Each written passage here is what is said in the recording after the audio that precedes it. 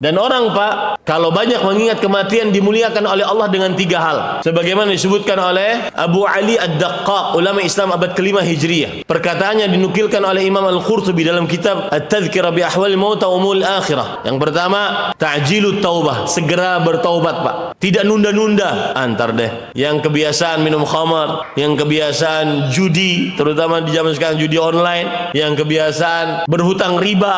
Sudah hutang riba, pinjol digunakan untuk judi online. Itu, Pak, kegelapan di atas kegelapan. Subhanallah. Itu yang pertama, ta'jilut taubah. Yang kedua, qana'atul qalb, puas qalbu dengan pemberian Allah Subhanahu wa taala. Kemudian yang ketiga, nasyatul ibadah. Nah, ini yang kita cari, semangat untuk beramal ibadah. Maka, Pak, coba antum bapak-bapak kita sedang ngobrol gitu ya, asik ketawa-ketawa atau duduk-duduk di kafe ngopi, kemudian ada seseorang mengatakan, saya mau mati di mana ya? Itu yang tadi ketawa-ketawa giginya sampai kering, itu langsung mingkem, Pak. Itu langsung berfikir. Karena memang itu hadis Rasul SAW. Aktsiru dzikra hazimil ladzat. Perbanyak sesuatu yang mengingat kematian.